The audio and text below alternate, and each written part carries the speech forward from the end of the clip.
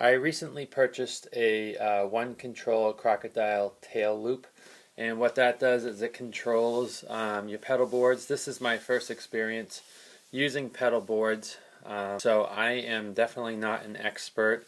So I did a bunch of research, and I think the one control gave you or gives you the most bang for your buck. And so I wanted to show how you set it up, because when I first got it, there's not a lot of information on how to set it up, and it's all kind of random. It's definitely a great product. I'm loving it. It took me a little bit of time to figure out how to set it up, but once I figured it out, it's actually a pretty simple unit to use. So basically what I have is I have effects that I want to run through the front end, and then effects that I want to run through the effects loop. So when you're looking at the board here, it can look intimidating, but it is really pretty simple when you get down to it. The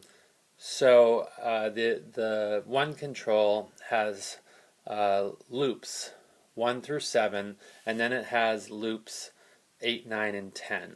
And basically the easiest way to look at the one control is that it's a bunch of doors. And so when you're using the unit, all of your pedals are always on, and when you click on whichever button that you're using, whichever loop, it's just turning the loop on or off, so it's opening or closing the door. So that's the simplest way to look at this. So all the pedals are always on.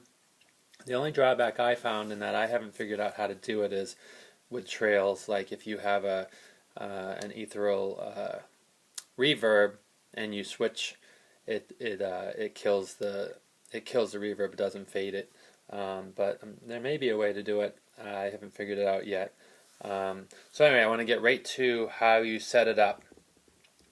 So the first thing that I did was the first button over here is a buffered in. That is where you're going to plug your guitar cable into your guitar, and then you go straight into the buffered in. So that's going to put you into the unit. Then the next, and this is sort of the part that I'm not sure why or how they decided to do this, but this was the part that was a little tricky to figure out. So then there's a buffered out. Now I have a yellow cable that just loops directly from the buffered out and goes into in 8. And what that's doing is it's taking my guitar signal, putting it into the unit, taking it back out, and then putting me through the loops 8, 9, and 10 if I'm using them. And that is going to be where I tie all my front end pedals. And now right now I only use a Pale Horse overdrive pedal on the front end. So I'm going guitar in, buffered out, and from the buffered out directly to in 8. Then I take my send 8, and that goes to the input of my Pale Horse, and then the return 8, that goes to the output of my Pale Horse. And then that's it for me, for what I want to use for front end effects.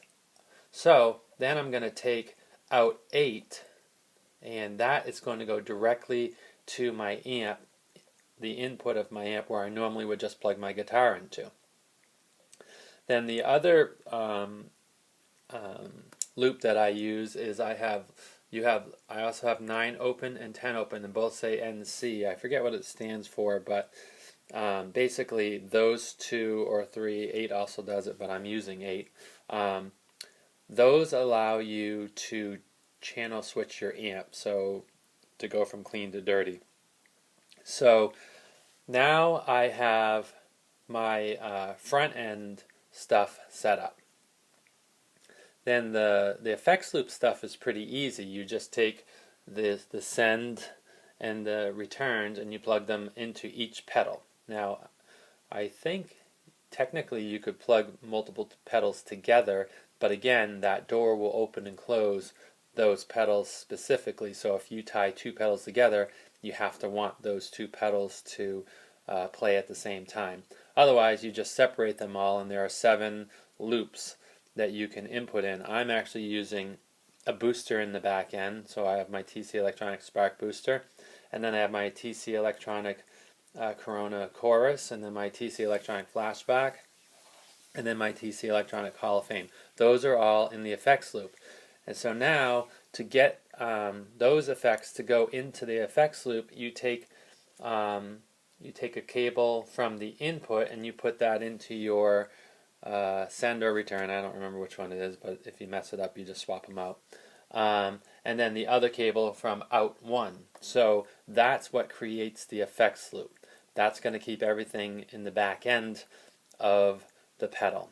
So real quick review, all the front end pedals, it goes buffered in to, and then a loop cord from buffered out to input 8, and then whatever front end pedals you're going to use. Again, I use a distortion and then a channel switch. And then all of the back end stuff is controlled by the 7 individual loops. And to get it to work in the effects loop, I'm using input 1 and out into the send and return of the effects loop. I don't know if this is right or wrong. I can't find any information to say either way. All I know is that it works. And so when I set up my pedal and I start programming my pedal, it works great. And definitely the one control, as far as money goes, it was middle of the road, but I think it had many more features than some of the other ones. One of the things which I'm not using yet is it does have MIDI in and out, which basically you can use to control any of your MIDI pedals.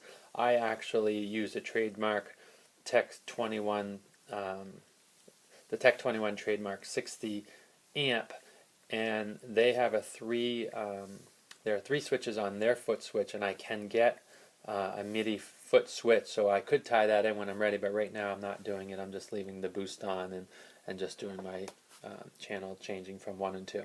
So I'm going to stop the camera and turn it around and show you how easy this is to program. Okay, one of the things I forgot to mention is there's a tuner input here, and that was what the other yellow cable is. I probably should have used a different color so it didn't confuse everyone.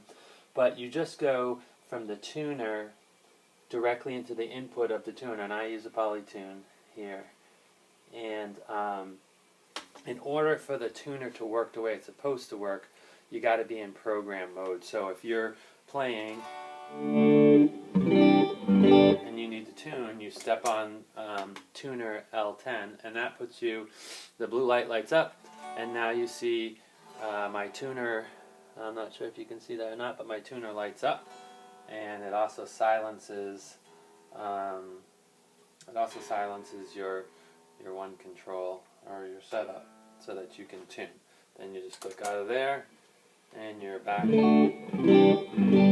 So now as far as setting up, I'm going to go up here and set an example. So with the one control, I forget how many, I think you have 7 banks where you can store programs, and each one has 10, I think it's 10 controls. Yep.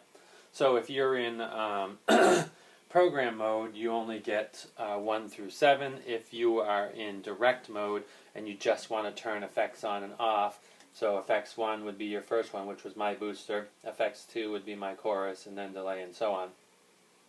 So if you're in direct mode, that's how you can control those separately. I like to be in program mode because I don't want to be dancing all the time. Now, to set up the what you want to use, you just press these buttons. So if I want to have my chorus on, which was loop number 2, I just press the button. And then if I want to have my delay, which was loop number 3, just press the button. If I want to have my reverb,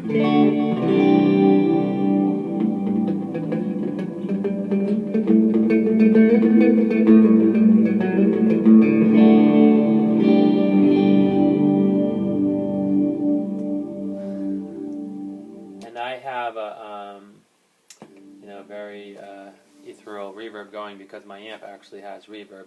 Now, as you can see what I was talking about, if I let it go, you can hear it. Okay, so I'll do this again. You lose it. So that's kind of a bummer. I haven't figured out how to do that, if it's even possible. If anybody knows, feel free to comment and let me know. So that's how you set up. Now, number 9 on the out was my channel switching. So you press it if you want to, I guess that's, I press it, that keeps it clean. I release it, that makes it dirty.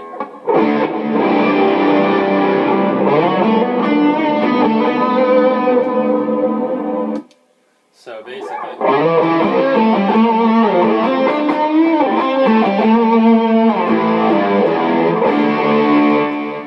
so that's how you get that. And then basically, so if I want to have it, so this is a clean channel, press this one, I set up, I want my chorus, my delay, and I want it to be 30.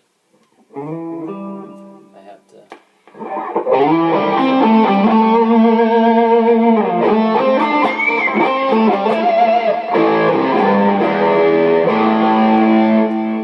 So you get the idea, and then basically, just for my purposes, I set it up clean, clean, clean, dirty, dirty, dirty, dirty, and just different variations of clean and dirty. So, again, you got to remember, all the pedals need to be in the on position to use the one control. If the pedal is off, obviously it's not going to work.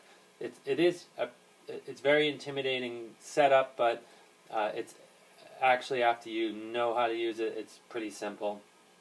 You know, you have 3 loops that you can run in the front end, and then you have 7 that you can run in the back end. You can actually run them all in the front end if you wanted. It's just a different setup. So for me, I like to run a few pedals in the front and the rest of the pedals in the back. So I hope that this video helps people. I know when I was searching the internet for videos on how to set it up, I could not find anything that was very thorough. I also have a diagram that I did. It's a PDF. I'm going to try to put a link at the bottom of the YouTube video, and then you can go over to a website and download it, or just look at it.